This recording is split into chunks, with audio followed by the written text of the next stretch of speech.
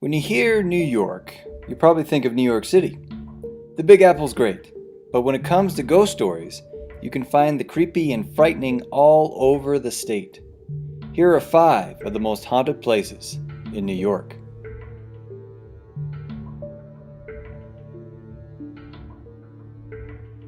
New York University. Any of you who get why I call this channel a grave in Baltimore will understand why I included this one. Near the turn of the century, New York University tore down an old townhouse to build their Furman Hall. The decision to level the original home seems to have angered a former resident, none other than Edgar Allan Poe. NYU students tell of seeing Poe, dressed in period clothing, walking up and down the stairs, before vanishing into nothing. Dead or not, I'd love to meet the man. St. Barnabas Church. St. Barnabas Church is a lovely little church situated near Livingston. It must be a great place because it seems that the former pastors and their families choose to stick around long after they've stopped living. When the church was getting a new organ installed, the workers looked up to see a man standing nearby watching them. It didn't take long for the workers to realize that the man was not a man at all, at least not a living one. The workers fled in terror. Later, the apparition the men saw was identified as William McVicker, St. Barnabas's first pastor. It might have been that he just wanted to see the men were taking good care of his church. Execution Rocks. In Long Island Sound is a grouping of rocks that have been given the disturbing moniker of Execution Rocks.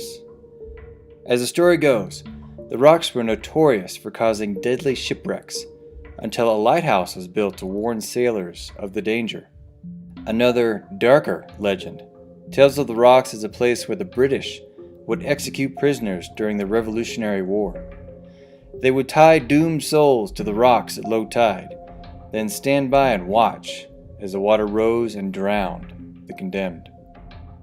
Today, fishermen and others sailing near the area report seeing ghosts on the rocks, spirits caught in the place where their lives came to an end. Hutchinsons House. In the mid-1600s, a woman named Anne Hutchinson lived in New York. Her life came to a violent and tragic end with her murder in what is today Pelham Bay Park in New York City. After her death, people began reporting seeing her ghost haunting a nearby farmhouse. Why she was seen at this house is a mystery, as there are no records showing Anne's connection to the place.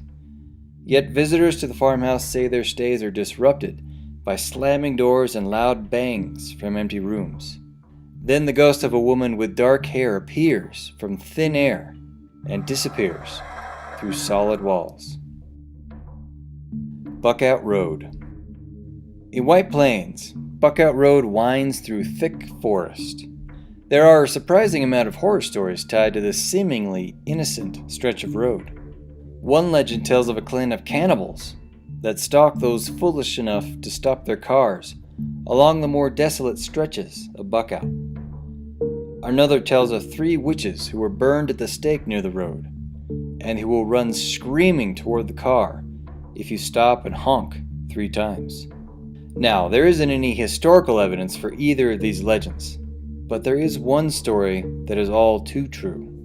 On New Year's Day in 1870, Isaac Buckout, different spelling than the road, was enjoying a pleasant visit with his wife, Louisa Ann, and their son and their neighbor. Out of the blue, Isaac got up and left the room. He returned with a shotgun. With no explanation, Isaac murdered his neighbor and his wife, along with badly wounding his son. It took 3 trials before Isaac was convicted and hanged. Travelers on Buckout Road tell of seeing a woman dressed all in white, according to some stories, walking the lonely road at night. Perhaps it's Louisa Ann.